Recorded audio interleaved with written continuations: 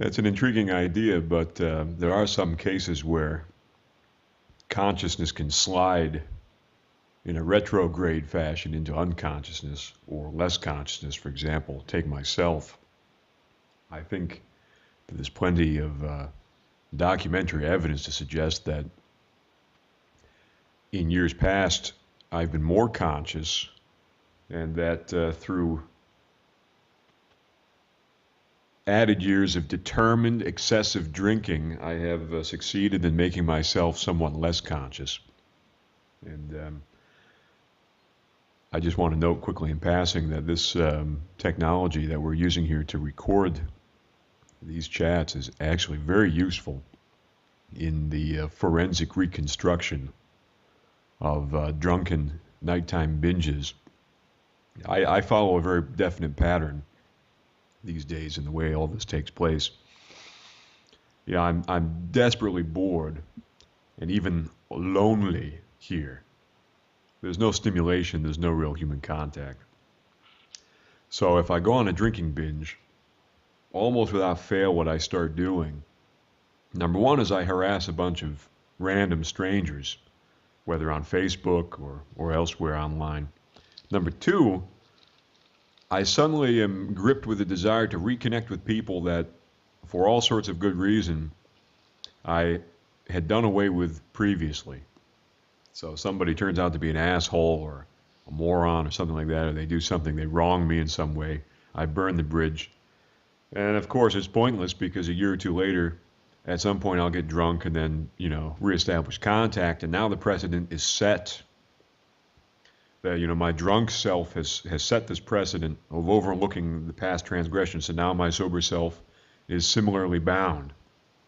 It's a real fucking problem. Pisses me off, actually. But anyway, recording these Skype conversations now, I mean, it's priceless because I can go back the next day or the day after and listen to the conversation that took place, 80% of which I don't recall. And I can, piece together what actually happened, find out what things I said, figure out what I should be, nervous or wary about, what I got in trouble for, and all that kind of thing. Of course, this happened last night as well.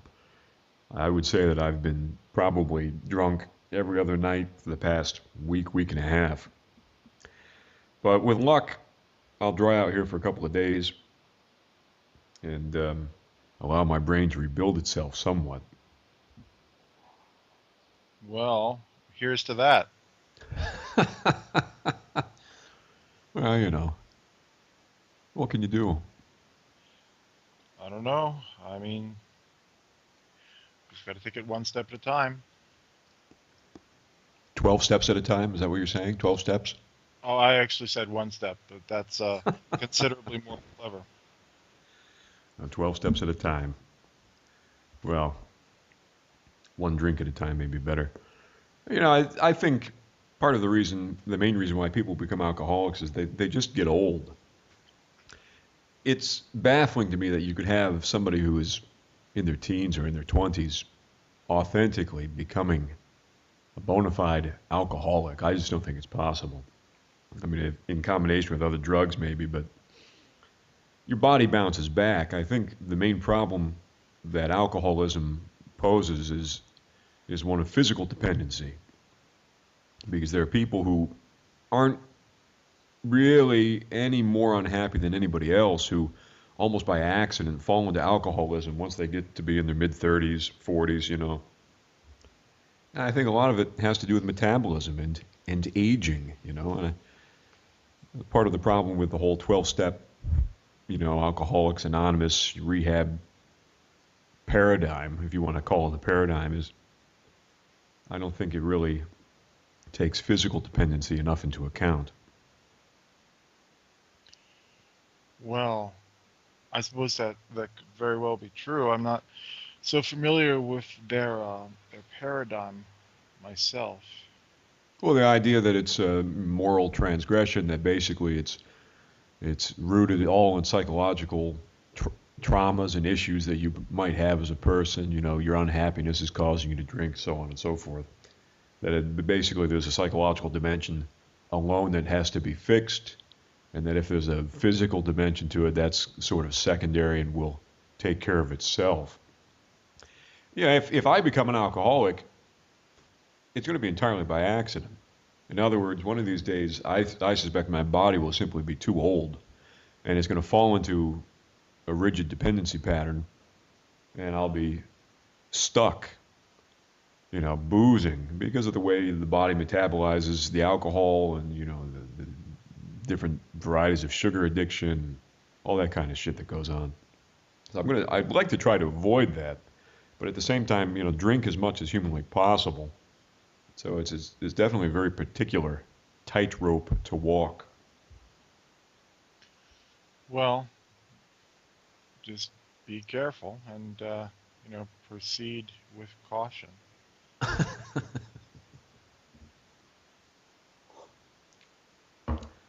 Well, I've been in contact with a certain professor in Florida, apparently, regarding his work on conspiracy theories, and have exchanged some emails in just the past couple of days. So I did manage to get some stimulation, which is unusual. But he's one of the very few academics out there who is trying to overcome the taboo on conspiracy theory in general and certain conspiracy theories particularly. The ones you might expect, the heavyweight political ones like 9/11 and the Kennedy assassinations, plural, and so on. We've had some interesting exchanges. But one of the basic issues being discussed is how to categorize the resistance, if you can call it that the mainstream has to some of these theories and to so-called conspiracy theory in general. I'll tell you just briefly that the main reason why I contacted the guy, I'd heard him interviewed and he had done some lectures that were recorded and presented online before. It sounded like his work was, legit and interesting, but I heard something the other day where he said that the actual term conspiracy theory, quote unquote, was itself introduced by the CIA in the late 60s in order to discredit critics of the Warren Commission report. I heard that. I said, what? Are you kidding me? It had never occurred to me, although it's an obvious thing to consider, but it had never occurred to me to research the origins and the trajectory of the phrase conspiracy theory to find out where the hell it came from. And it turns out that the phrase wasn't exactly used, I don't think. There's a particular CIA document that was obtained through Freedom of Information Act requests done in the 70s. There's this particular document with a serial number I can't recall now, but the document it's a memo to CIA media assets. And the idea is to shore up support for the Warren Commission report and to give them talking points as to how to criticize or discredit specifically these people who were increasingly coming forward to dispute the official conclusions. Anyway, some variation on the term I think appears in the document, but conspiracy theory as such, the actual phrase, lo and behold, more recently, or most recently in the modern era, right, was popularized by none other than Karl Popper. Huh. Which, if you're all, anytime something goes wrong, I have found in any context, usually if you look closely, Karl Popper's involved somehow. I mean, I can't stand Popper. And it's no surprise in this particular case he was involved. He did oh, what the hell is it called? He did a fairly major work on the so-called open society. Let's see here. The title of the work, Open Society, the Open Society and Its Enemies. Right. And in that there's a section where he deals with the so-called conspiracy theory of society, which he aligns with totalitarian regimes. And these conspiracy theories, as he calls them, are what you might expect. You know, for example, the Nazis and their claim that the Jews were involved in a conspiracy to whatever, to suck up the German wealth or to dominate the German people. The Soviets had similar conspiracy theories. So for him, conspiracy theory typically was something that was promoted by these totalitarian regimes. He's often credited as the person who first attacked what is now popularly understood by the phrase conspiracy theory. But on a closer reading, you can see that he actually admits quite clearly. I mean, it's obvious. He comes out and says it. Yes, well, conspiracies do exist, and they happen all the time. And when it comes to social science, they should be studied and so on. But anyway, this is really the first place in recent times where the phrase appears. And it's quite interesting that he frames the issue of conspiracy as a scientific problem. That is a social scientific problem, but nonetheless a scientific problem. Because it's occurred to me recently, and here's where I'll stop blathering and let you take over. It's occurred to me recently that part of the problem, and part of the reason why the so-called mainstream, including academics and mainstream historians and so on, the reason why they are incapable of handling something like a 9/11 conspiracy is because of the fact that they assume historical events have the same status as natural objects. In other words, if I'm a geologist, I go out into nature and I dig up some earth, I find some sort of stratum, and I gather data, and it's a found object. Likewise, if I'm a botanist, I go out and I find the plant. There's no chance for any of these natural scientific objects to be deceptive. The only way you can have deception involved in these natural objects is if I'm hallucinating when I go out. If I, for example, am tripping on DMT and I think there's a tree when there's no tree. Or, to a far lesser extent, if I happen to miscategorize something or misclassify it based on false observations. That's a question of interpretation. Nonetheless, the object is assumed because of the way it exists in nature in a totally neutral causal chain. It's understood that it cannot possibly be created or the product of a deception. And today, I believe we are still in the grip of this sort of primitive understanding of history whereby historical events are more or less what they appear to be. And we can argue about the interpretation, but question as to the events themselves is really impossible. This notion of history as being one of the study of, basically natural objects, events as natural objects, it's no longer applicable in a civilization where you have national security state in so many countries, where you have this whole culture of secrecy and the technical studied means to produce events that are total fiction.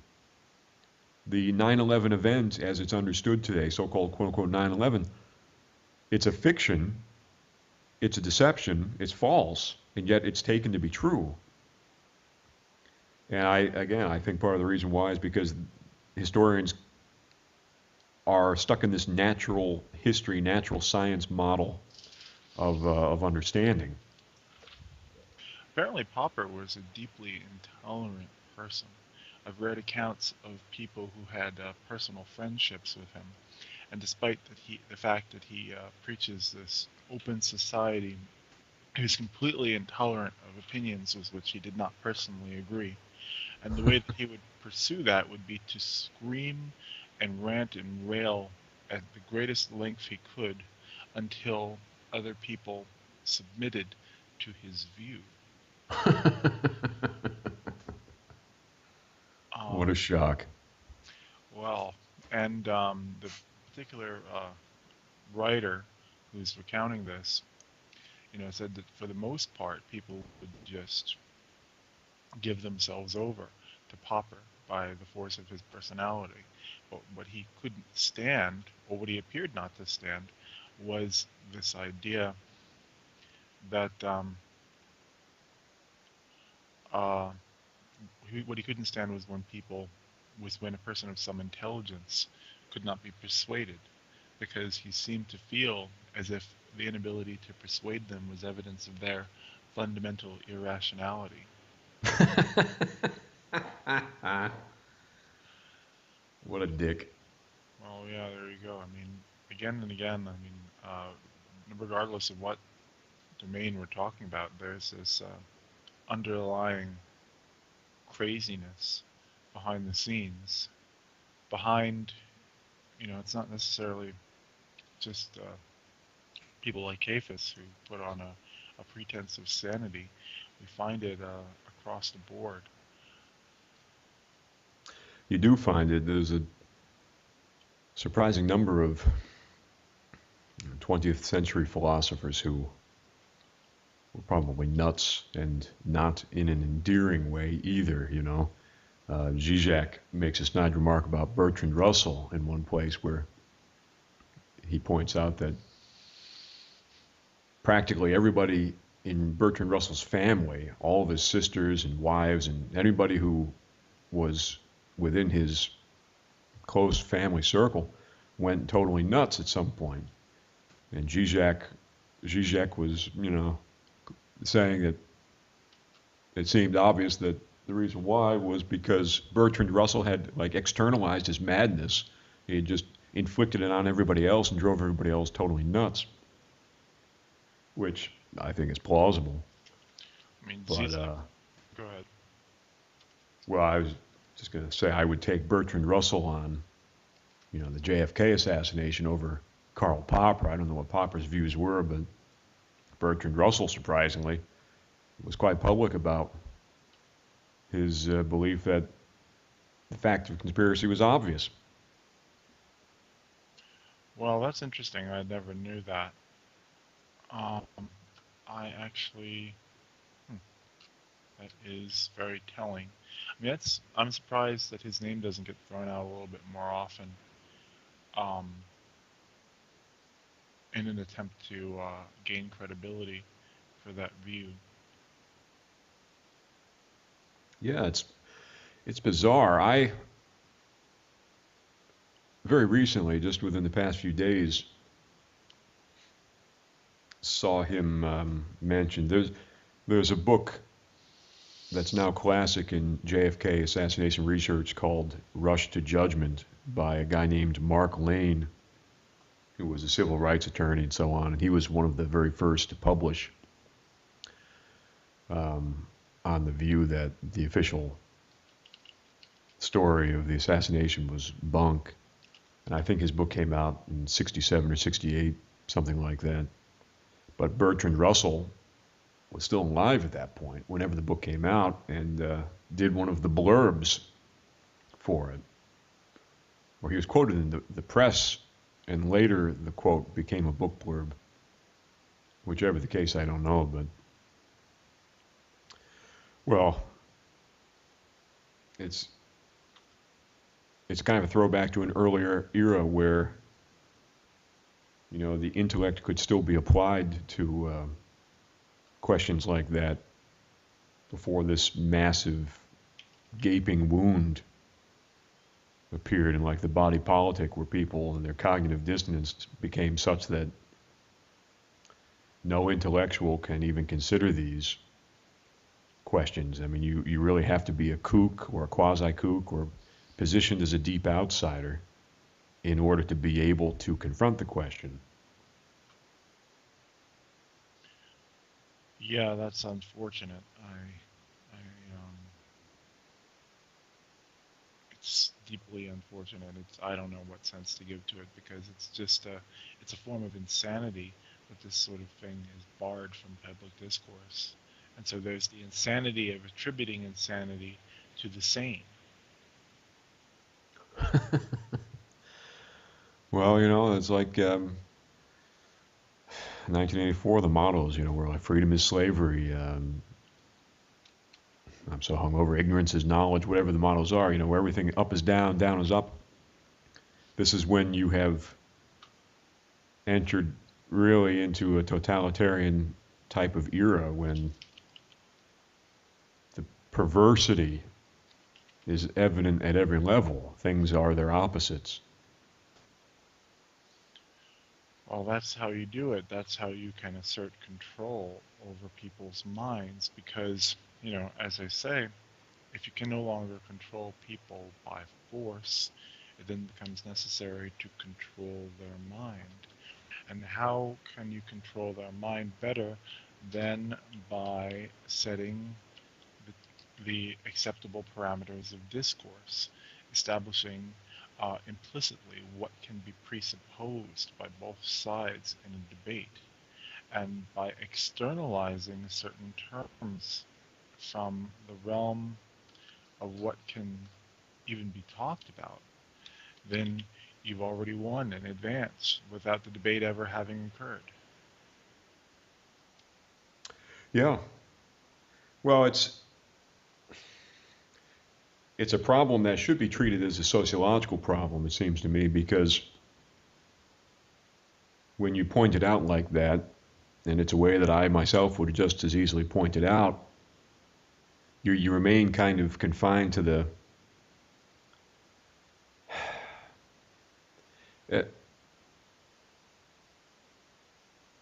it's the truth, but there's not enough detail. When you say something that's obviously true like that, like, you know, these people control the parameters of acceptable discourse and so on, while true, it's not entirely convincing, because you're not setting out how they do it. You know, it's an indictment. It's a statement of indictment. For example, someone could just as easily ask, who's not convinced of this sort of thing, they could ask, well, how do they control? You know, and you hear this kind of thing from so-called skeptics when you say, oh, well, there's a conspiracy of silence in the media. But, oh, really? You know, the FBI calls every newspaper reporter and every journalist in the country into a room and says, here, you can say this, you can't say this, you can't say this. Well, the CIA memo that was leaked actually comes kind of close to that. I mean, it's a memo to media assets, and it feeds them ways to combat the growing phenomenon of Warren Commission criticism. But leaving that aside, on top of the sort of moral indictment, the burden is on people like us to spell out the mechanics of it, the whole, you know, path, to show how this type of control can occur, how much of it is imposed from without in very obvious or visible ways, how much of it is internally generated, you know, how many people volunteer basically to become part of the quote unquote conspiracy. They volunteer their own talents. I mean, they sense intuitively what they're allowed to do, what they're not allowed to do, and they contribute their own creativity toward that end. I mean, you have a lot of these idiot talking heads on TV who will try to debunk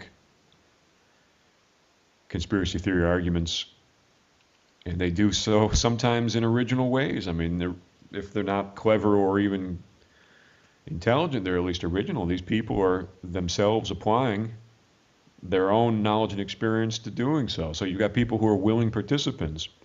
That would have to be accounted for as well in a model of how this type of control operates.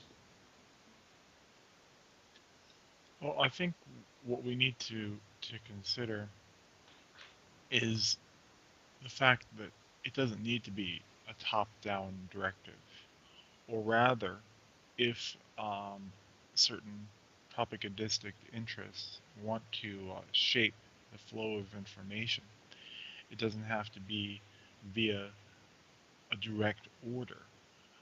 And the reason for that is part and parcel of how it's possible to doubt conspiracy theory, because some reasonably intelligent people might contend, what do we need conspiracies for when it's in the economic, social, and political interest of the dominant echelons of society for things to turn out a certain way?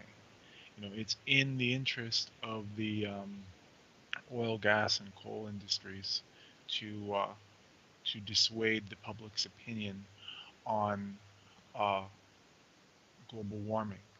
It's in the interest of big pharmaceutical companies to dissuade people from becoming aware of some of the potentially deleterious effects of their products. And much of the shaping of public opinion could, on this view, be accounted for the subtle relationships between um, industry and their economic interests and lobbying and media, where you don't need a formal conspiracy because different economic interests vying against each other will push forward a given result. Now, I'm not suggesting that conspiracies don't occur. I'm suggesting that in an environment like that, you can perpetrate conspiracies and have them sort of obfuscated by the overall level of corrupt bullshit that's going on.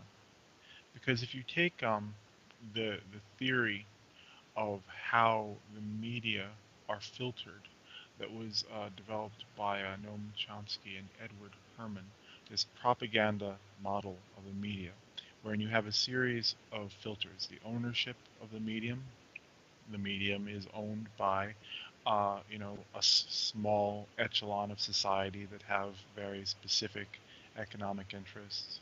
The ownership of the medium is itself a corporation, and corporations have a basic imperative to increase profit and market share, irrespective of the human and environmental consequences of that activity.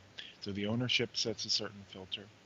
The medium's funding sources sets a certain filter. So if you've got the evening news, they've got to run automobile advertisements. They've got to run advertisements from organizations that might have some stake in military and defense subcontracting, pharmaceutical advertisements, and so on, and so on. Sourcing was the degradation of, that's another filter, because with the degradation of journalistic competence or even impetus in our society. People don't do investigative journalism anymore. They just show up at the press conference for this Republican and they show up at the press conference for that Democrat and they say this side says this and that side says that. Something goes down in Afghanistan. A room full of toddlers are blown up. Well, they say the official White House pronouncement on it is this. So sourcing, the tendency to rely on official sources rather than doing investigative journalism. Another filter is flack. You do something that pisses off the economic interests of the the news organization as a business, and you'll get negative feedback. So these four filters taken together predispose the system without a formal conspiracy to give us the kind of output that we see. Now, I'm not suggesting that that rules out formal conspiracy, but I am suggesting that in that environment, people who wanted to nudge it in a certain direction could do so very effectively and easily because they're not moving against the momentum of a journalistic industry that's bent on producing truth and an informed citizenry. They're going with the river. Well, that's a very good point, and it made me think of the following idea, which may or may not have any merit, and that would be actually employing a game theory analysis to the way conspiracies work, more specifically to the way a cover-up is maintained by people who were not directly part of the crime, because it's well established now that you can analyze behavior in terms of economic interest, for example. So if there's a direct conflict between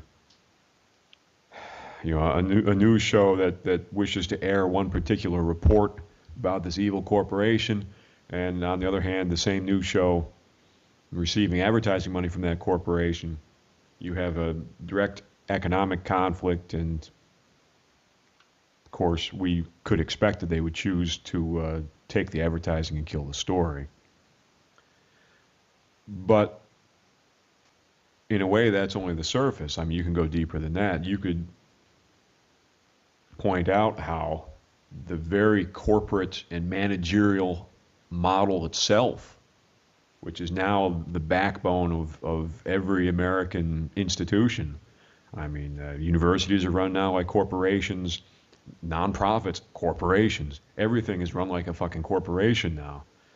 And it's assumed that that is just some sort of abstract, neutral, framework that could just as easily be another framework. I would say no. I would say that the very structure of organization itself, the corporate structure, induces certain kinds of behaviors and an understanding of the corporate in general, which informs the behavior of some of these people who can be counted on to cover up for others when they have no direct interest. Well, I mean, for example, of course, is that, well, things like this. If you work inside of a corporation, without ever realizing it, you nevertheless know that it's a total war of all against all. They say dog eat dog, but really it's war of all against all. So everyone is against everyone all the time. Whatever the apparent rigidity of the corporate structure from the outside, the truth is actually the exact opposite. When you're inside of a corporation, cooperation is discouraged. In fact, sometimes it's punished, because cooperation will overflow the corporate boundaries, and you're not obeying either the chain of command, or you're doing this, that, the other thing. And everyone is in a constant state of terror and paranoia, because everyone is after everyone else's job. And this is the general corporate environment. And that's a broad thematic characterization. I have in mind things that are more specific that I probably can't express at the moment. But my point here is that by being someone who exists in a corporate structure, has experience in the corporate organization of, say, a news organization, just by virtue of having learned how that works and how you're supposed to act within a corporation, a specific corporation, you know how things work in general, quote unquote. If you work in one corporation, you've worked in them all. And you know how things, therefore, are supposed to work in general. You know the way the game is played. And even though these are metaphorical expressions, they actually connote concrete knowledge of a particular way, a particular form of social organization. And I would say that there are plenty of people who can be counted on to help maintain a cover up, for example, a criminal cover up, because of just the way the corporate structure works in general. Those people, therefore, will behave in certain ways just by being part of that kind of organization, which will assist in a cover up, for example. Well, I think that we should be careful about attributing it to the personal values and the character of individual people, even if we're talking about how those people are are sort of pushed into those modes of behavior by their role within an institution. Because it's also important to emphasize how it is or might be the system as such which predisposes us and not a moral failure on the part of any individual. Not the fact simply that people have been conditioned to behave in a certain way on account of their exposure to corporate culture, but taking a look at the corporation itself as a locus of the pathological. Now, famously, the documentary film by Joel Bakken and Mark Akbar, The Corporation, takes the thesis that if you take the the definitional hallmarks of what makes someone a psychopath from the DSM-4, a corporation will qualify on every front because you have reckless disregard for the safety of others. You have an incapacity to maintain human relationships. You have callous disregard for the feelings of other people, deceitfulness, the incapacity to experience guilt, and the failure to conform to social norms and respect for the law. Everything that we think of as constituting a state of psychopathy can be attributed to corporate entities as such. And if you think about it, corporations have the legal rights of human beings, as is demonstrated with particular egregiousness in the somewhat recent Citizens United decision, where the free speech means that corporations have to be able to contribute as much money as humanly conceivable to whatever candidate they see as acting in their interest. It's grotesque, but that's that's stepping away from our main concern. What I want to argue for is that the corporations themselves, independent of whether or not any employee or any member of the board or any investor has any moral compunction against what they're doing, are inherently predisposed toward pathological activity because of this legal imperative to maximize profit, irrespective of the human and environmental consequences. You could say that they're legally required to break the law, because if their fundamental legal mandate is to maximize profit, then whether or not they follow the law is a matter of cost-benefit analysis. Let's say the EPA says you have to build a 100-foot smokestack if you're running a factory adjacent to a town, because then it's less likely to poison the town's water supply and the people, right? Now it's cheaper to build a 50-foot smokestack. Now you do a cost-benefit analysis, and overall you'd save more money just building the 50-foot smokestack and eating the EPA fine.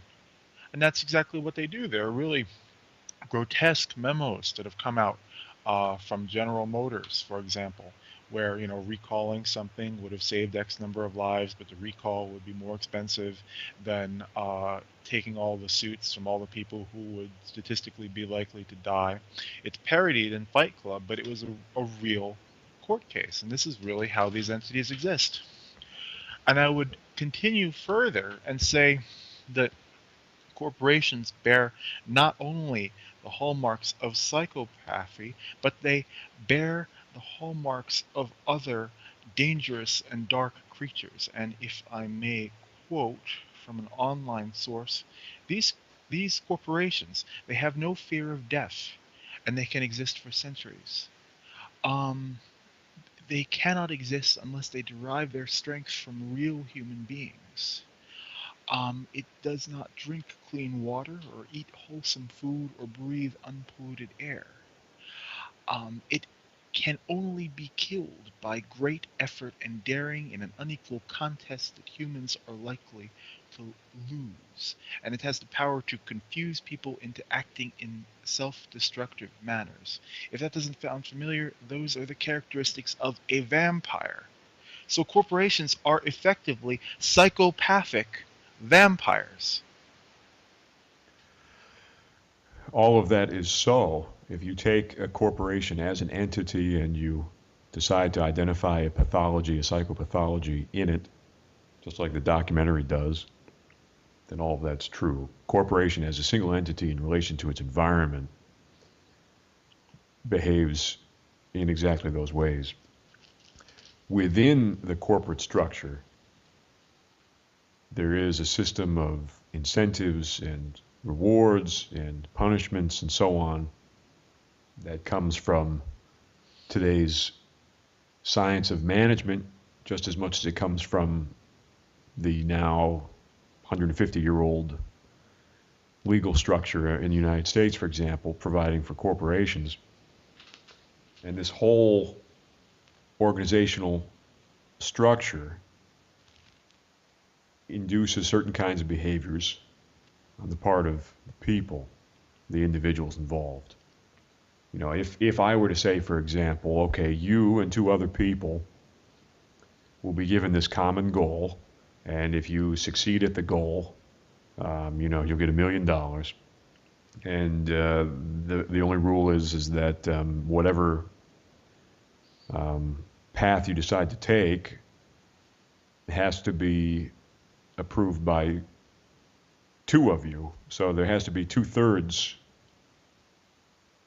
in favor of whatever particular approach you decide to take. I have just created for you an organizational model, and it has certain benefits and certain disadvantages taken as a model. And likewise, at the level of the individual participant, there are things that can be said if you looked at it in terms of a formal approach like game theory to discover exactly how a person would act within such a structure.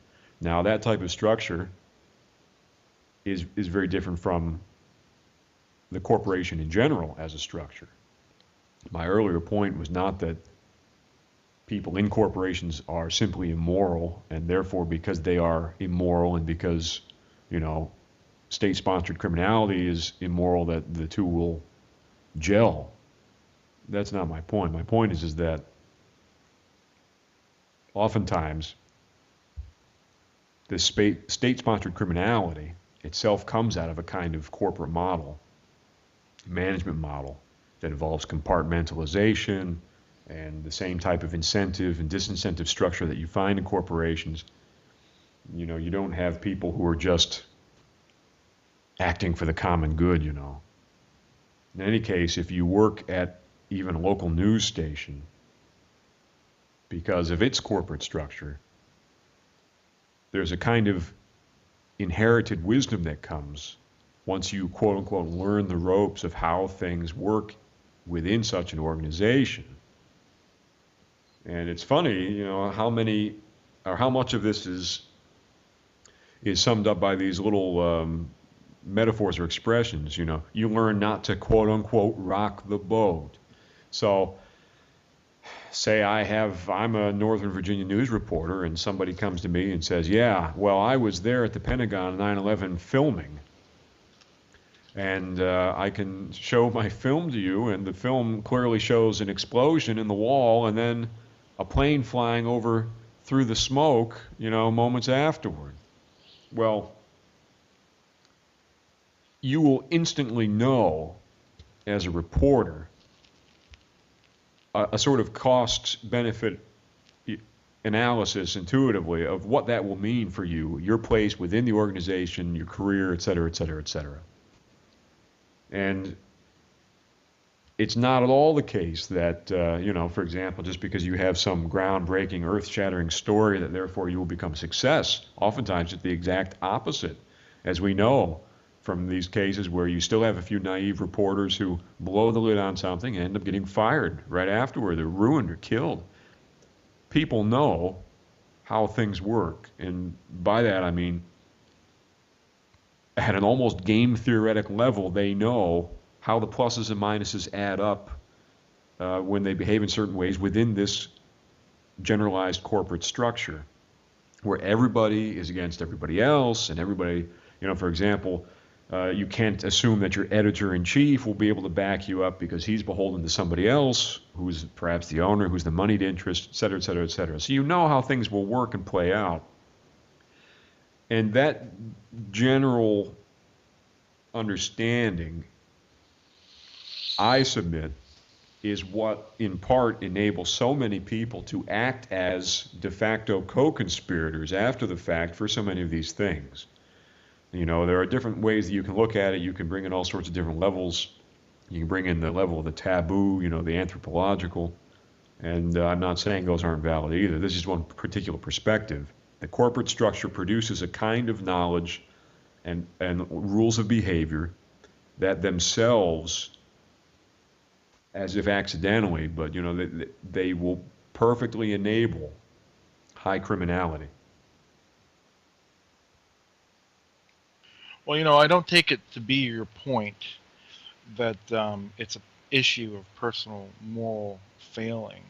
I feel some imperative to place emphasis upon the oft neglected fact that there is an underlying structure in society as such, in the institutional framework as such, that yields this kind of output.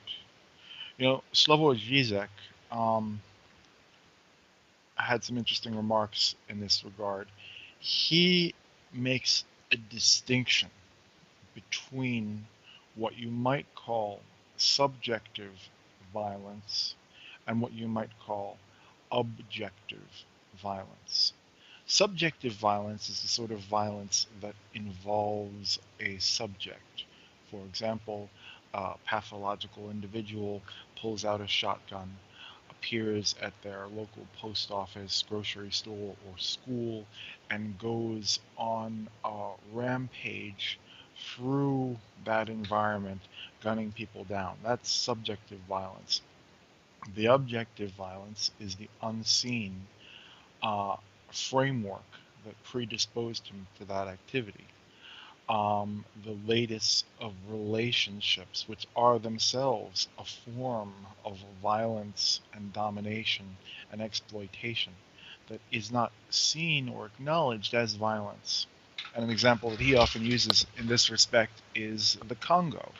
And the Congo is this seething froth of warring factions that are competing with each other to be able to provide resources, mineral and elemental resources to American corporations, things like zinc and copper and cobalt that can go into our high-end electronics. And they have these armies of drugged child soldiers. And Zizek's point is that we're going to take this Hegelian notion of totality, where the whole concept of something like capitalism also involves its contradiction, also involves its inverse, then the Congo can't be seen as an exception to capitalism. It has to be seen as inherent in and a necessary consequence of a concomitant of capitalism. So that in his point, the point here is that the Congo is the subjective violence, but the objective violence is the culture of Western boardrooms, the legal imperatives to externalize as much as possible that are part of the legal framework that shape corporate activity. And the subjective violence, to continue along with his analogy, is a lot like matter in the universe. Cosmologists tell us that the universe is primarily composed of dark matter and dark energy. So it mostly consists in what we can't see. So you could call the universe subjective violence, you could call the dark matter and dark energy objective violence, and the universe itself is simply the product, or needs to be seen as the product, of this greater unseen force whose properties we can only infer. And so I guess what I was trying to undertake was to say that behind the observable, there is this institutional set of relationships that we need to understand that make this sort of stuff inevitable. Well, Zizek is an interesting case. He reads Hegel, of course, as a Marxist, but also as a structuralist. So many of his analyses of Hegel depict Hegel as being far cleverer than Hegel actually was. If you take Zizek's kind of structuralist Hegelianism and apply it to things, you come up with results just like what you're describing. In other words, in a structure, a thing is defined by its place in the structure. In other words, it's defined by the sum total of its relationships with other elements within the structure. And as such, even something which might be identified as its logical opposite will exist in a necessary and intrinsic relationship to the original. And you can conceive of this even existing as a kind of spatial object where, if you pick up an axe, from the handle, necessarily you pick up the handle, the other end of the axe, the blade will rise with it. You can't have a thing, existing without its opposite, in put in the most, crude general terms possible. But Zizek is an interesting case because this particular analysis, the particular style of Hegelianism, does have its limitations. In other words, you are limited to the data that you have been presented. Zizek can find, for example, he can find the wars in Afghanistan and Iraq to be both necessary and inevitable, given a certain analysis of late capitalism, right? Mm-hmm. But the same Zizek will have no conception of so-called 9/11 truth, the idea that the 9/11 event was undertaken by specific actors and that the historical object we now call 9/11 is a hoax. And you see the same thing, interestingly, in Hegel, because if you read Hegel's science texts, Hegel applies this logical dialectical method to unresolved, then unresolved matters of science, for example, optics and so on. And here and there he produces absolutely absurd conclusions and results that we now know, thanks to more empirical science, are absurd and false.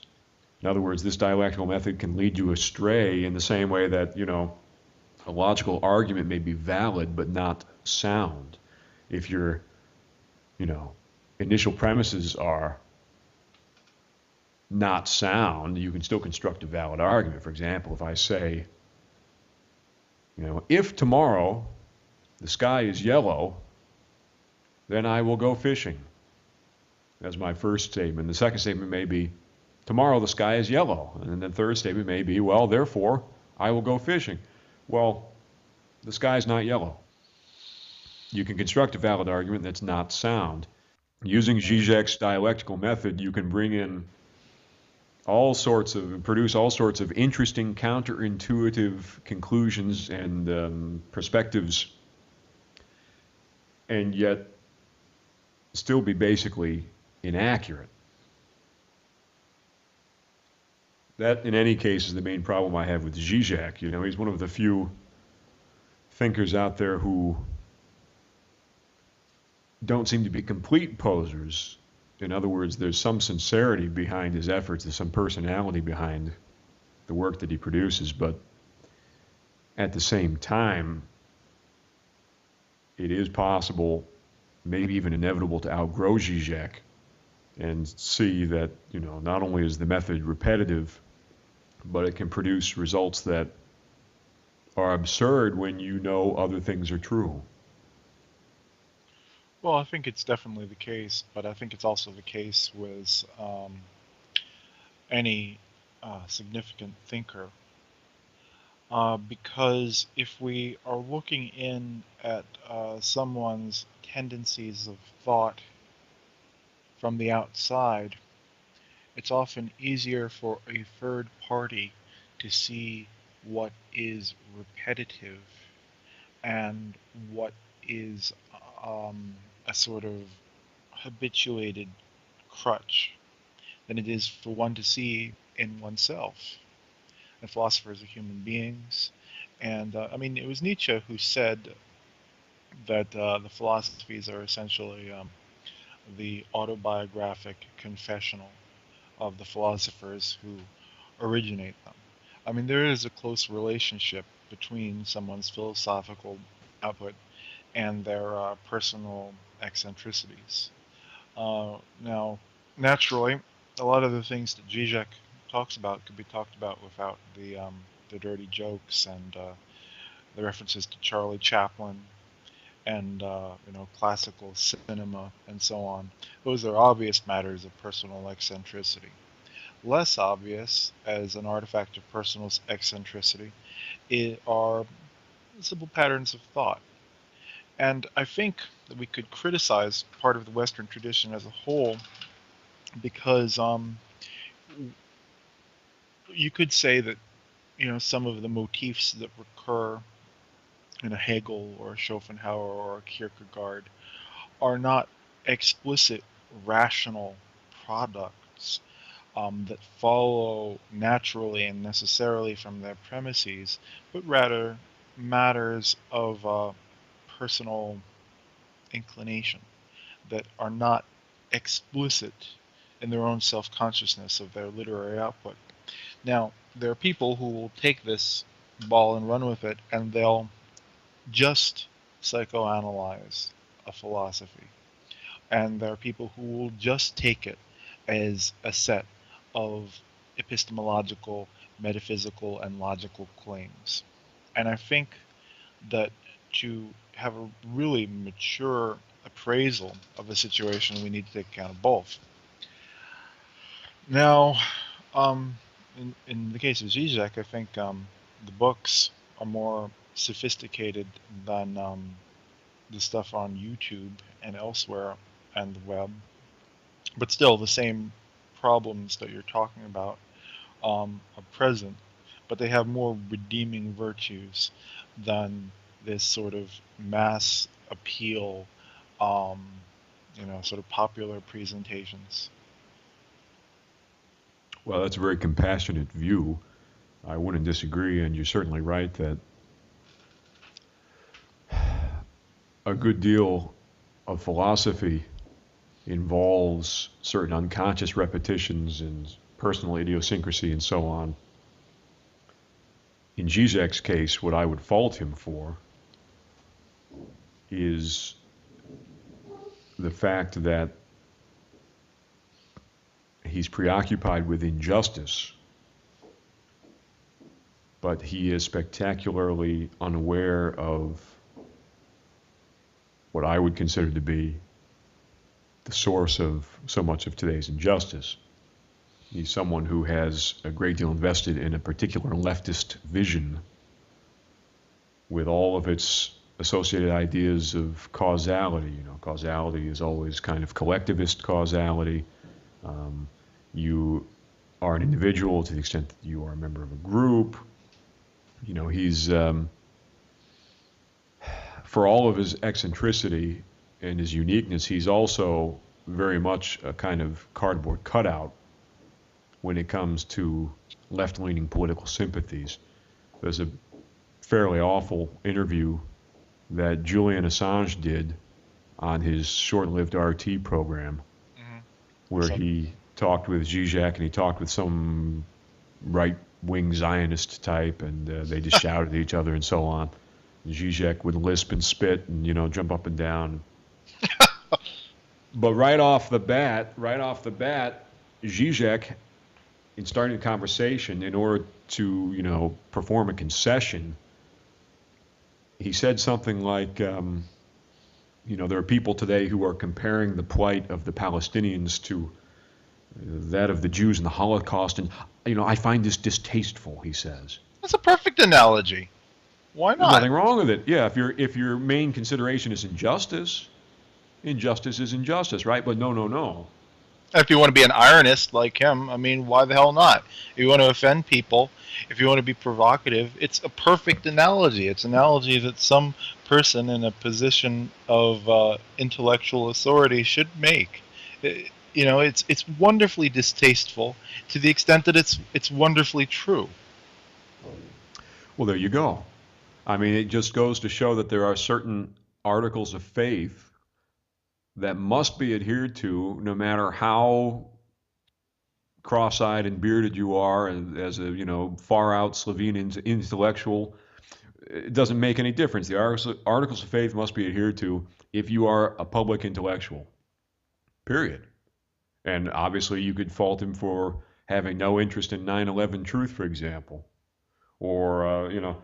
But that is inconsistent, it's illogical, because if you are such a critic of capitalism, and if you're a critic of injustice, and you're a critic of the power of the West, I mean, he's a critic of imperialism, he's a critic of colonialism, then why, for example, would you find it impossible in the course of your career to discover or find your way to a mature understanding of the national security state, and be inclined to poo-poo it whenever such notions appear? Now, I haven't read any Zizek in quite a while, and I would have to do an exhaustive survey of his published works to find where he really comes down on certain so-called conspiracy theories, which is one specific area where I would fault him. But you see my point. I mean, if you're on the left, if you're a critic of colonialism, you're a critic of imperialism, the national security state is a natural place of interest for you to gravitate toward. It's inevitable, and it would only confirm your prejudices against, for example, U.S. imperialism, if you were to conclude that a coup d'etat took place in the 60s, and, you know, Kennedy was removed by the right wing of the foreign policy establishment, for example. But these types of conclusions, I feel pretty sure, are impossible for Zizek. It's the same with Chomsky, right? Chomsky is all in on this particular left-leaning view of history, where history is only ever the product of historical forces. Concrete actors exist only to the extent that they represent these historical forces. So Kennedy, for example, there's no way that Kennedy could have been anti-colonialist, even though now there's evidence that he truly was. There's no way that Kennedy was not a militarist. And Chomsky believes that because Kennedy was a colonialist, because he was a militarist, therefore the state would have had absolutely no incentive to take him out. Therefore, conspiracy was impossible. So Chomsky's blinded by the straw man he's constructed. You know, for him, American power, the Pentagon, it's a homogenous unit. Every president who's ever been in the past 60 years has basically been identical because they're all exemplars of this historical phenomenon. And so there again, Chomsky's blinded by it. So, but again, if it's the truth, what, how credible are you as a public intellectual if basic commitment to the truth isn't absolutely consistently found? Well, we have a problem, and this, I think, bears upon a good deal of the mystery in terms of the place of the conspiracy in our culture. Zizek himself says that he sees conspiracies as a form of cognitive mapping. That is a way to try and counter the absence of a mythic and folkloric narrative dimension in our society by reconstructing, quote, large narratives, unquote, which is completely illegitimate on the face of the evidence. But can we fault, how do we account for the fact that it's not Zizek, it's not Chomsky? Let's take all of the sort of sacred sort of leading figures of the left. Let's take Howard Zinn. Let's take John Perkins. None of these guys give any credence to the conspiracies that you and I regard as a matter of established fact. Why? I don't think that we can argue that they're somehow complicit, and I don't think that we can argue that they're intellectually deficient or that it's a matter of simple dishonesty. There is something going on the level of ideology. And we have to I think we need to read it this way because, I mean, we don't go back and fault and read the Greeks for their views on slavery. Slavery was a part of society. They didn't question it. We don't go back and read philosophers in the early modern era for their views on women.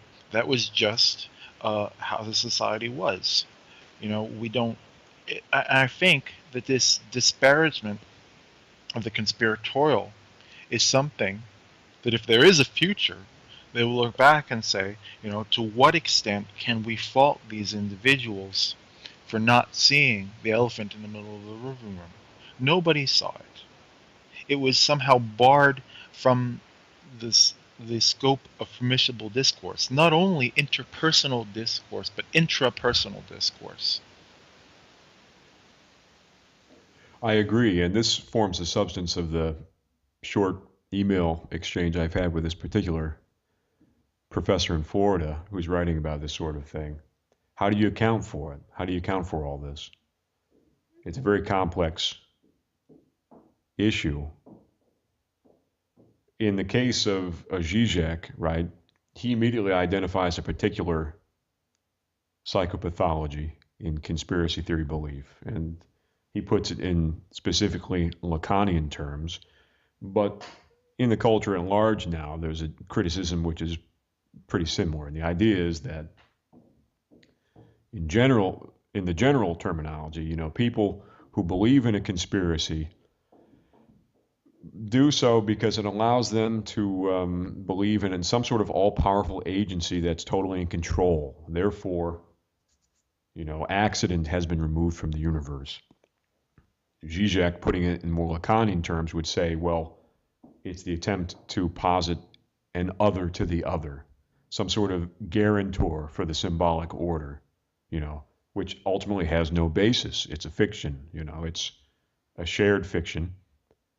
But in order to create a basis for it, there's the positing of this, some sort of all-powerful entity, whether it's the CIA, the Illuminati, aliens, and so on.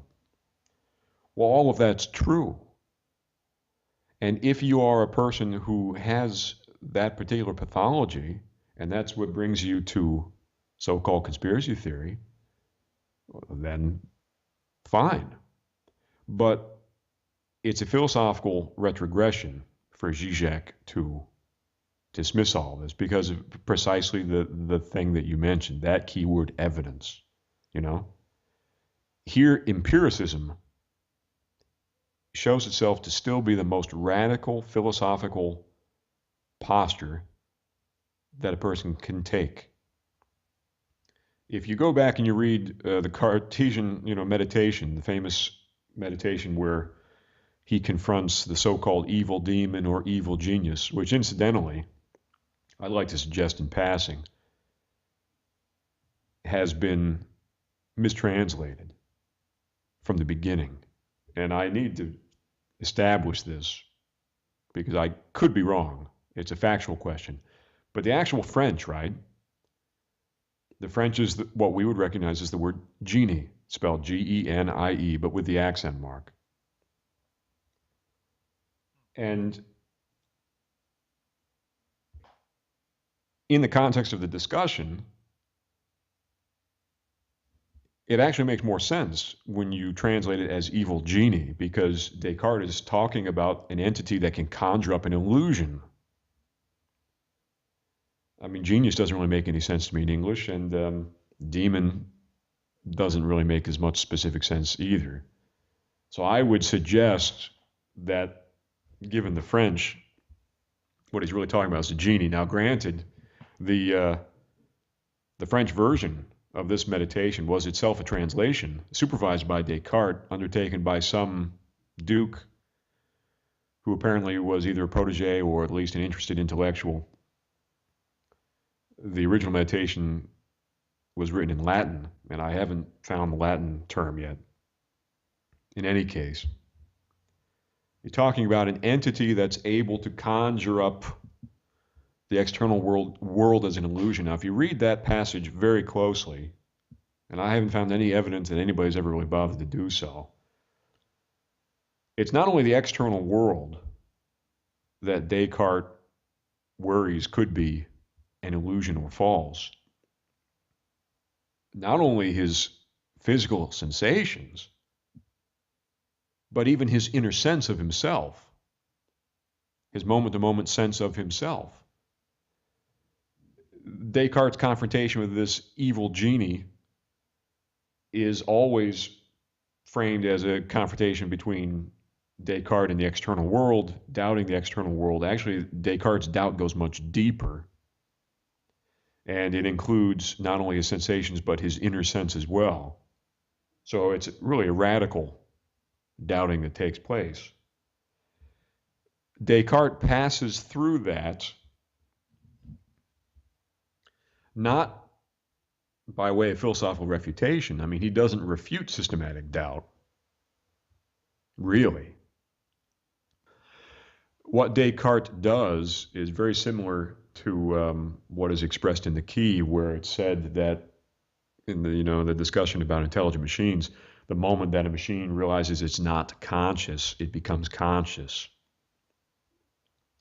It's a perform a very precise logical maneuver that really is more like passing through the long dark night of the soul. Descartes, in a way, becomes conscious by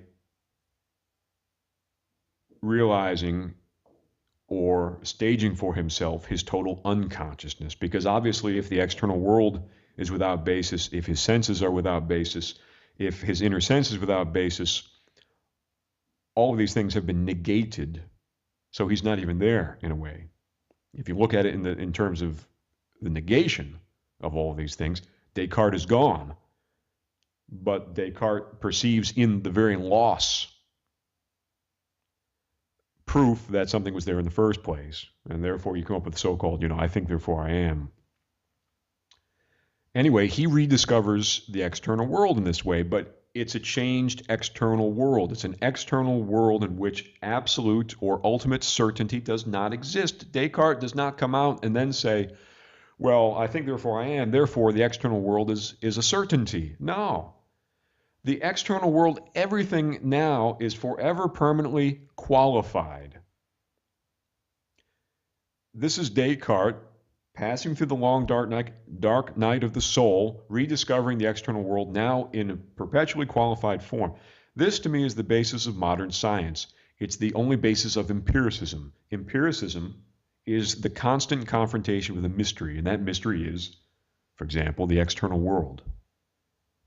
Now, when it comes to evidence, physical evidence of criminality, state-sponsored criminality, whether it's nanothermite in the dust of ground zero, or all of the anomalies in the physical evidence and evidence of medical alteration when it comes to the Kennedy assassination. The simple fact that in the coroner's report, the guy who was the medical examiner for the Bobby Kennedy assassination, it's clear as day in the report that Bobby Kennedy was killed by a shot that came 1 or 2 inches from behind the back of the head at an upward angle. There's powder burns or whatever on the back of his jacket. Sirhan was in front of him 8 feet away, seen by, 50 eyewitnesses the whole time. So he was shot from behind. This is empirical evidence, right? For a Zizek to be incapable of crossing the threshold into empiricism, to me, indicates, it signifies a philosophical retrogression. Again, it's someone who lingers more with the metaphysical rather than traveling outside of himself and running up against this mystery. He prefers the closed system of metaphysical theses that as if vacuums seal themselves, And that's why I would fault someone like Zizek and all of these people who are intellectuals, because Descartes was how many? It was like 400 fucking years ago, right? Science has been around for centuries now. Empiricism is available to all. And for them not to take the step toward it, well, they are guilty. Well, I don't think that we can uphold Descartes as a complete exemplar of empiricism. It's not as though he withdrew from his meditation and then held the existence of the external world in epistemic abeyance. He then proceeded to make the inference on the basis of the fact that cogito ergo sum is a clear and distinct idea. Therefore, I can use this idea of clear and distinct ideas as a criterion of truth. I also have a clear and distinct idea of an infinitely good God who is infinitely powerful. I couldn't have such an idea unless such a God exists. It's a variation on the ontological argument. Therefore, that God wouldn't deceive me. Therefore, God is the guarantor of the external world.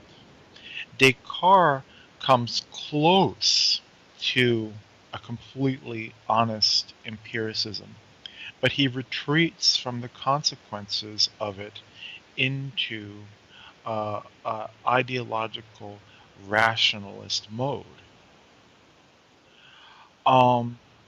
Moreover, and that's important because he has this commitment to empiricism that gives him an important result. These guys aren't oblivious to empiricism. They read the news. They analyze evidence. They apply critical thinking to what's really going on.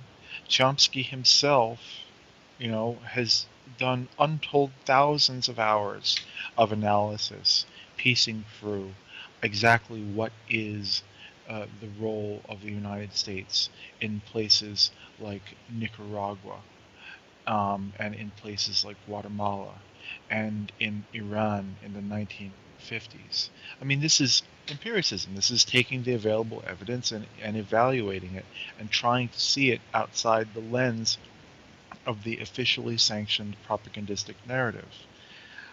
These guys value empiricism, but they're barred from seeing the full consequences of it. Or we could put it this way. In an information-saturated world, we cannot examine everything for ourselves. there are different forms of faith. There's faith in religion just on the basis of authority, but there's also a kind of faith in the ability of one's peers. And we weight information according to the forms of legitimacy that are attributed to it from the body of the adequate, the people who have the competence to pronounce on the viability of something. And I cannot, without completely redirecting the entire trajectory of my life, verify for myself the Heisenberg uncertainty principle. But I take it as a matter of fact because I have, I can verify it in as much as I can, and the things which apparently work on the basis of the properties of electrons, like CD players, like computers, like the scanner in the supermarket, all of these would not be possible without quantum mechanics being a valid formalism. So, in as much as I can see, it seems to work all right.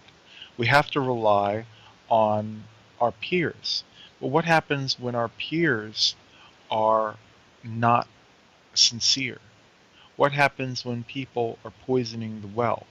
What happens when apparently objective sources of information are clouding over something? Then other honest intellectuals, granted not intellectuals who are being sufficiently rigorous, are themselves propagandized.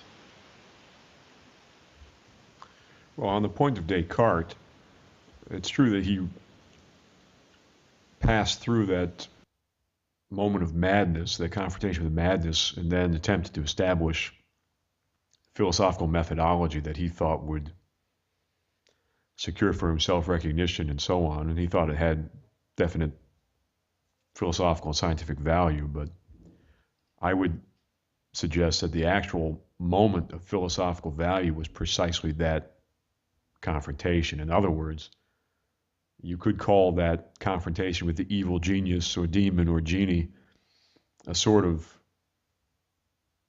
landmark moment in human existence, to the extent that you can extract it out of its historical context and suppose that it hasn't also happened elsewhere many different times and so on. And it's a turning point, and there's no coincidence that when it comes to philosophy, modern philosophy is often said to begin with Descartes, modern Western philosophy.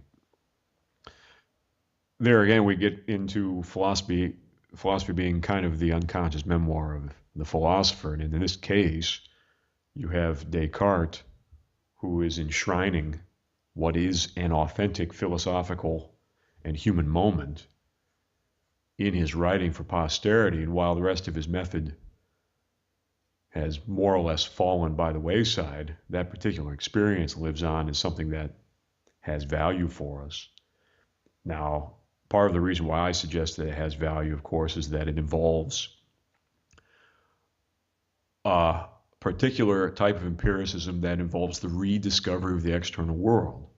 Now, I grant you that people like Zizek and Chomsky and 99% of people, perhaps, are naive empiricists. In other words, they have a sort of non-critical acceptance of the existence of the external world, and they accept data and are able to intelligently manipulate the data and interpret the data and so on and so forth. But the specific dimension of rediscovery and of mystery is what I'm getting at in what I would call true empiricism. Because if you follow Descartes' experience and the line of thinking that he presents, you can't help but understand the external world to be essentially unknowable. In other words, there's no ultimate basis or certainty that can be found. You can eke out a kind of existence by connecting one supposition to another, and in a way, this is sort of what he does with his method, although he presents it as having, the full force of a theology. Nevertheless, true empiricism involves the constant rediscovery of the external world experienced as a mystery.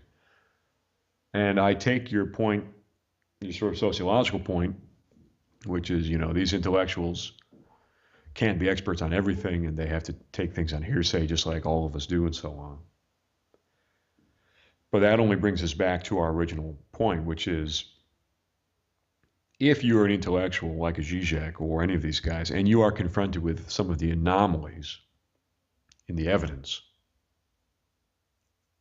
the anomalies and the evidence,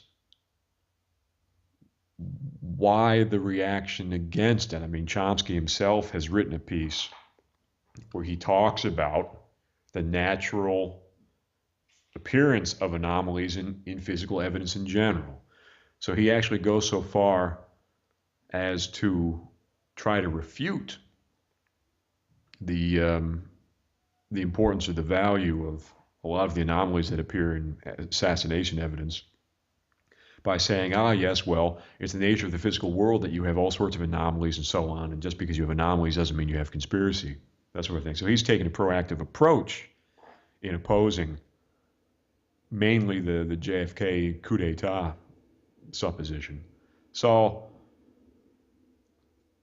if you're not a naive empiricist, if instead you have more of a richly philosophically developed sense of what empiricism is, and plenty of people do who aren't even philosophers, when confronted with a genuine anomaly, why still the resistance, the almost psychological resistance? Why the inability to reason about certain things with the same level of acuity that you can reason about other things? If you took the physical evidence surrounding the Kennedy assassination in '63 and you presented it to a panel of forensic experts or even intellectuals who were able to simply reason critically, but remove the name Kennedy, remove the fact that it's a president, get rid of all traces of the fact that, it's this now mythic event. And you say, okay, well, here's the physical evidence that was assembled at the time, and here's the interpretation that they applied. Tell us what you think. You would have all these people saying, oh, well, this is all hogwash, it's obviously not possible. Clearly something else had to occur and blah, blah, blah. Then as soon as you introduce, the name Kennedy, you say, oh, well, this was the assassination of an American president, blah, blah, blah, with all that evokes, people cease to function as intelligent, reasoning individuals. They can no longer operate. They malfunction. Why? Why are they incapable of reasoning about these topics in the same way that they can reason about others? The fact of the matter is that people exist within an ideological landscape. I think that one of the most valuable terms to come out of modern philosophy is this word from Wilfrid Sellars, the myth of the given. This pejorative term for the idea that there is anything in experience that is simply given, that is not already within a context of signification and meaning that is determined by the greater body of language users and the meanings that we inherit from society and culture. The fact of the matter is that nothing is simply given, and the fact of the matter is that these topics, the JFK assassination, UFOs, and so on, are saturated in stigma. They're saturated in the appearance of illegitimacy. And unless you can break through that ideological barrier, you're going to take that as given.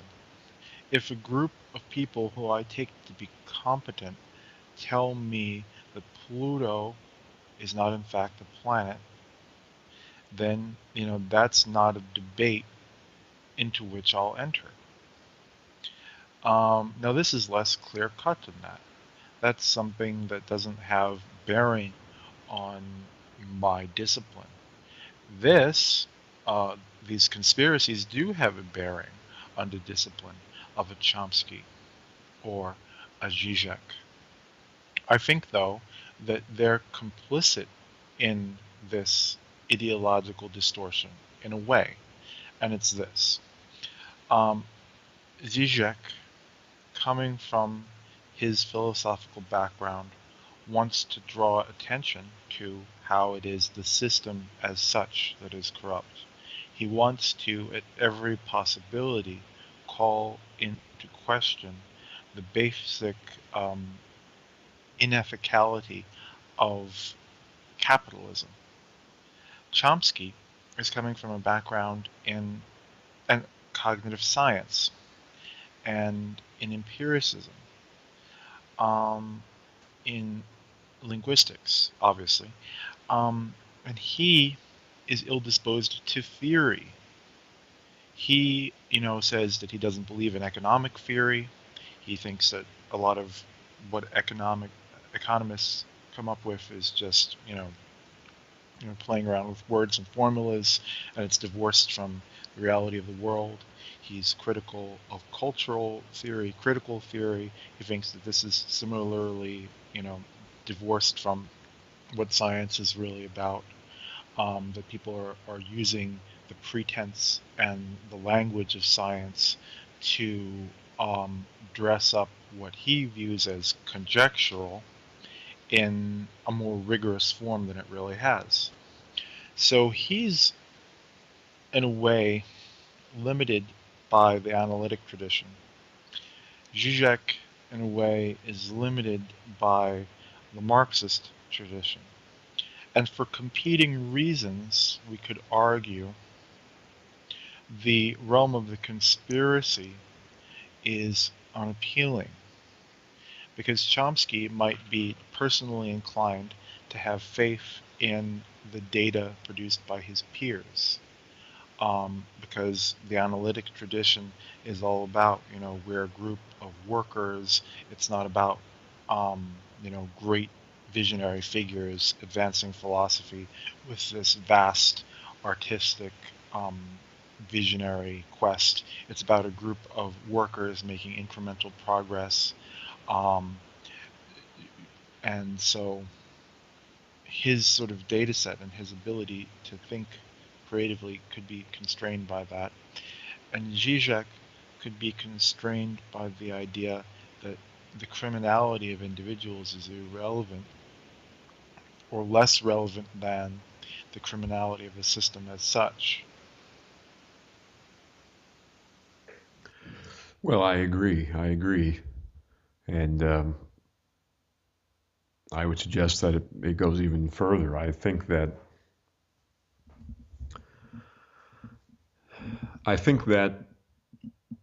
whether you are on the political left or the right, if you're on that spectrum at all, you're essentially engaged in a particular kind of fantasy.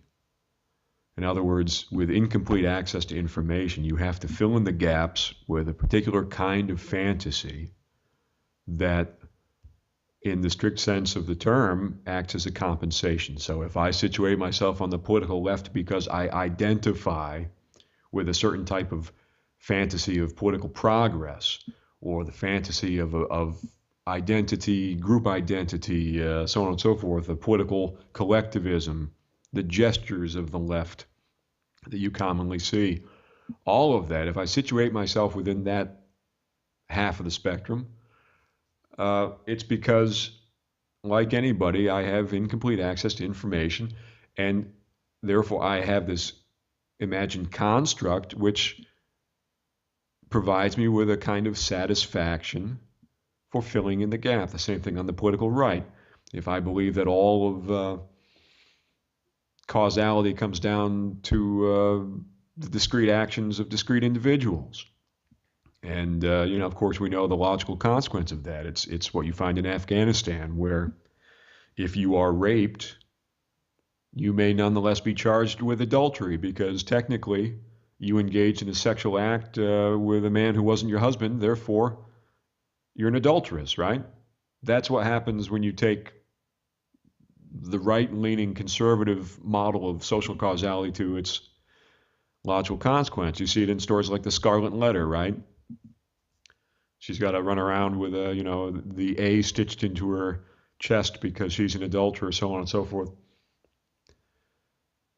Two competing modes or visions of social causality, one on the left, one on the right, each engenders its own families of political fantasy. On the right, you have the fantasy of the individual. The fantasy of the individual, the individual agent, the all-powerful individual agent is supported, for example, by the fetish of firearm possession, because obviously if you have the power within your own home of life and death, that only serves to reinforce the fantasy of individual power. And of course, we're valorizing the individual. It's where you get all the Ayn Rand bullshit, the pseudo-philosophy of so-called selfishness and so on, which incidentally, if selfishness were really the sole object, I mean, Jerry Sandusky, the child molester, would make an eminent Ayn Rand follower. I mean, he's selfish. He's a libertine. I've said elsewhere that Ayn Rand's objectivism is really just libertinism for the corporate class. But there again, you have the same kind of emphasis on the individual as being the only possible agent, the only locus of social causality, so on and so forth. So it's got all of its own attendant fantasies that are attached as well. When you encounter the phenomena related to what we suppose is the national security state, whether it's state-sponsored assassinations within the United States, whether it's the murder of over 3,000 American citizens during the 9/11 event and so on, I am supposing that what you are really encountering there is a level of realpolitik that is now presumed extinct. In other words, if you can take the lives of over 3,000 of your own citizens with impunity, and certainly if you can completely cover it up, it suggests a relationship to power, a human relationship to power that is believed now to no longer exist, unless you're in some otherworldly environment like a Kurtz in Apocalypse Now, if you're a Pol Pot, or if you're a quote-unquote dictator where you can kill everybody. These are now excluded worlds. This doesn't exist within liberal democracy anymore. It's thought. No one has that kind of direct access to power. If it became a matter of belief, if it became accepted as a fact that these things occurred in the way that they probably did, I believe it would totally clear the field of all the political fantasies, whether right or left, because one of the basic assumptions, even though it's hard to express, one of the basic assumptions of this whole spectrum of political fantasy is that this kind of power doesn't exist. The political fantasies that we are allowed to enjoy, they are fantasies of participation above all else. So if I have identified with the various, types of images that are made available to me as a left-leaning progressive, or if I identify with all the various images that are made available to me as a right-leaning conservative, I do so in part because I'm also engaged in the fantasy of political participation, the fantasy that holds that by being such and such, I take a place within a system with boundaries that actually exists as I perceive it to exist.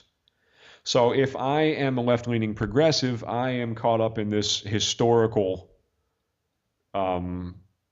progression, this myth of progress, of improvement through collective action, through social justice, and so on. I am a participant. I'm not simply saying the world is such and such, or that, for example, Pluto is a planet or not a planet. It's not so much a question of fact as the basic coordinates of my fantasy of participation. Likewise, if I'm a right-leaning conservative and I'm constantly railing against those on the left, they want to steal my guns and all that kind of shit. Even the act of complaining about people on the left, whether to friends on the right or directly to people on the left, I am a soldier in that army. I am playing the part of a participant. I'm engaged in the active fantasy that, again, involves me having a particular place. And even if the effects of my actions can't be totally calculated, I'm nonetheless involved in this kind of group project, this identity that's conferred. So it's fantasy. It's all fantasy.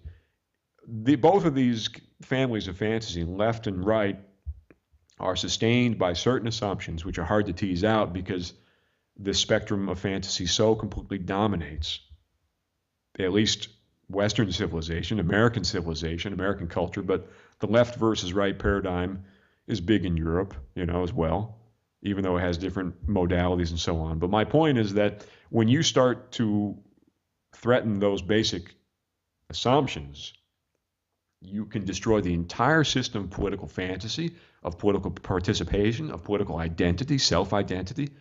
And that may be why everyone has an instinct they have an instinctive reaction against this sort of thing, suggesting that 9/11 was a quote unquote inside job, or that Kennedy was obviously killed by some sort of state sponsored action, because these particular things threaten the political fantasy. Bigfoot does not. The existence or non existence of Bigfoot, only secondarily threatens the fantasies that people have situated themselves within. But something like UFOs threatens it more completely, and when it becomes political, specifically in today's politicized age, it's even worse. Well, I think that you're correct. Um, but at the same time, I think we should be cautious about the use of the term fantasy, because a fantasy suggests that there are no elements of either worldview which are correct. The trouble with calling them fantasies is that it suggests that they are both equally, essentially, in error. Now, there may be value to having a gun in your house, and uh, there's certainly value in pursuing some form of benevolent social progress. Now, to the extent that those become a totalizing framework which obscure and distort all other evidence, then they enter the realm of fantasy. The problem is that we have a co-occurrence of fantasy with actuality. I mean, it's certainly the case that societal progress occurs. There are freedoms that are enjoyed by more classes of people than were possible in the past, for example. So when something becomes an unquestioned assumption, when it becomes a sort of symbolic map that is the foundation of and guarantor of meaning, then we have distortion. We have the fact that what we are attending to is regarded as real, and whatever falls outside the scope of our attention and our identification is regarded as unreal. It's relegated to the shadows. And it's interesting. I think we could return to your invocation of Descartes to highlight and to underscore part of the dilemma that we're seeing in this problematic relationship, or the lack of relationship, between Western philosophy and the conspiracy. You noted, interestingly, that the French word that is usually translated as genius or demon is actually much closer to the word for genie. I would note that the word genie comes from the Arabic jinn, which does indeed connote a spirit that's capable of granting wishes, but it's also synonymous with demon. But more interestingly, the Latin etymology of the word genius is a guardian deity or spirit, which watches over each individual from birth. So, bearing both of those in mind, it seems like a reasonable translation. But, I'm dwelling on this for a reason. There's a relationship between philosophy and the unseen, which we sweep under the rug. Descartes' episode is a descent into madness, and it's a kind of vision quest that in a shamanic culture might be regarded as a journey into the underworld. And if we go back to the origin of philosophy, we don't find this reported in Plato, but we do find it reported in Xenophon, that Socrates said that he was in communication with a daemon, with a spirit of inspiration, which would bid him to stop speaking when he was about to transgress the boundary of what can be said or what can be known.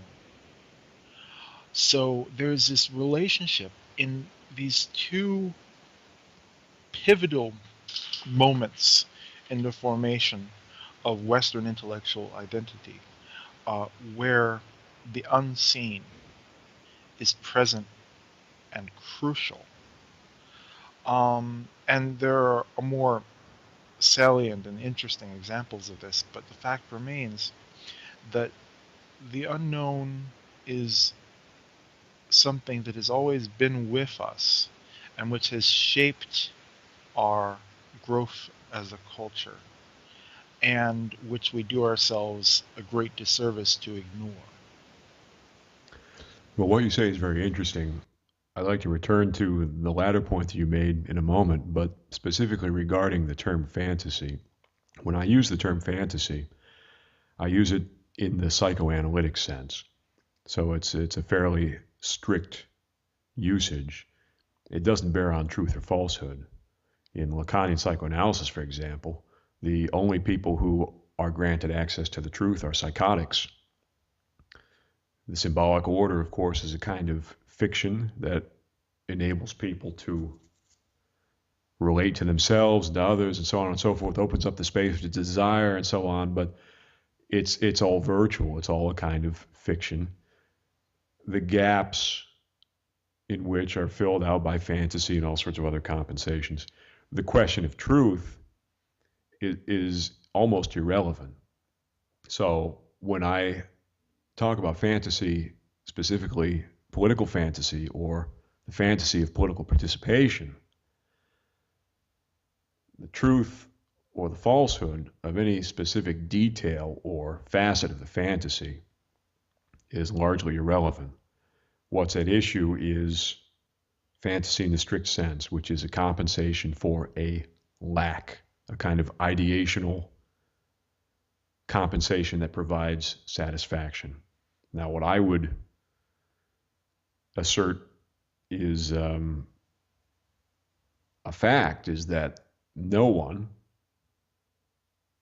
has direct access to the all, the political all. There's no political gnosis going on right now whereby someone can tap in and know the full truth of every political fact, every political phenomenon, et cetera, et cetera. So everyone is functioning in an environment of informational lack, and therefore they fill out what they don't know.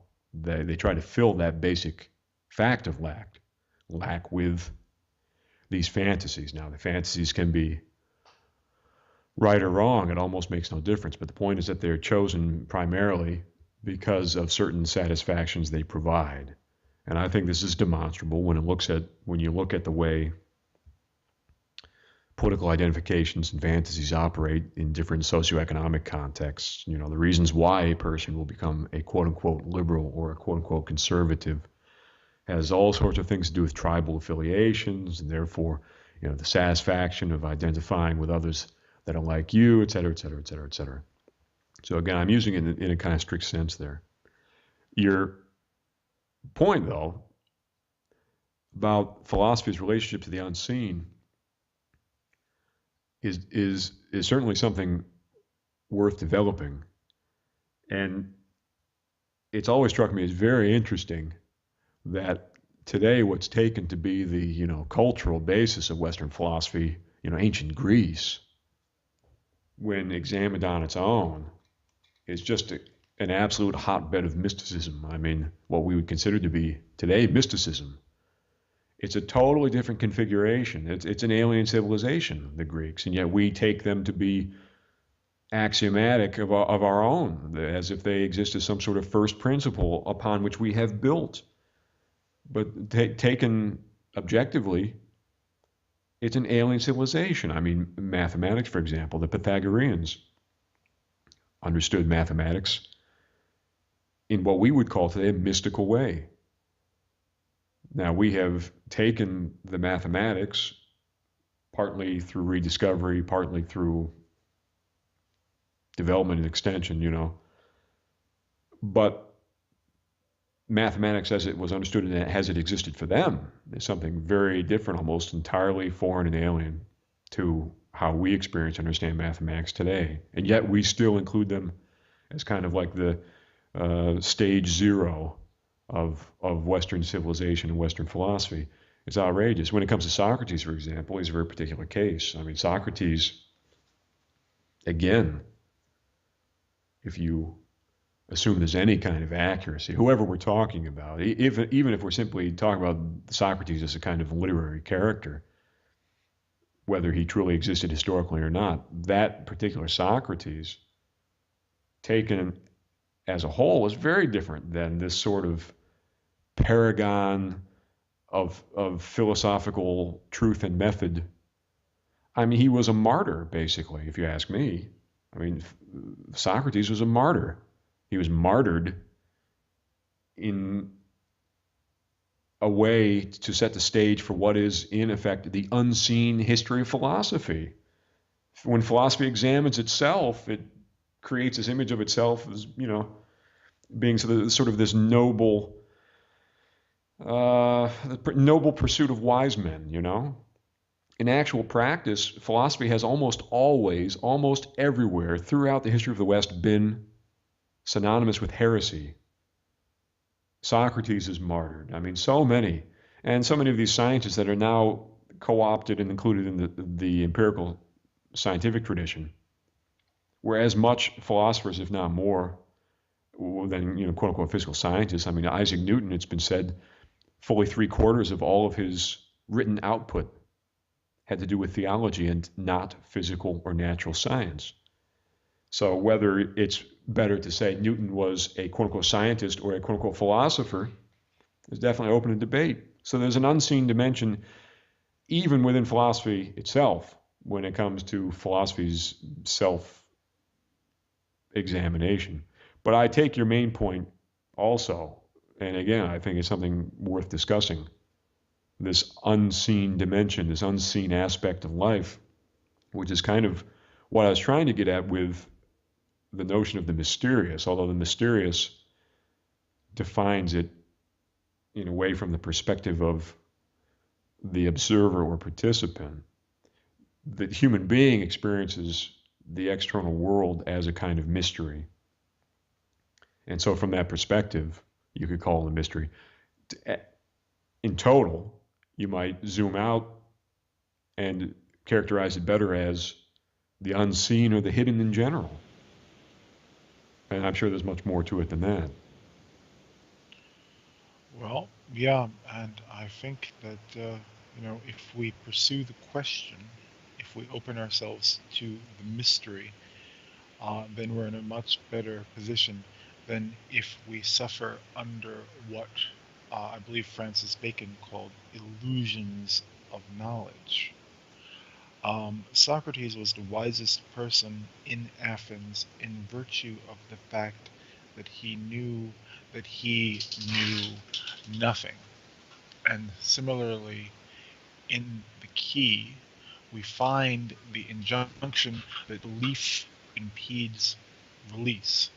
And elsewhere, it says that the essence of reality is not fact, but question. And so, if that's a very clear injunction coming from the unknown to be philosophical, not simply to respond to existing questions or even to accept the existing terms of discourse, but to question the questions, and to do so rigorously and methodically, and to do it all the way through the process of ascension to infinity.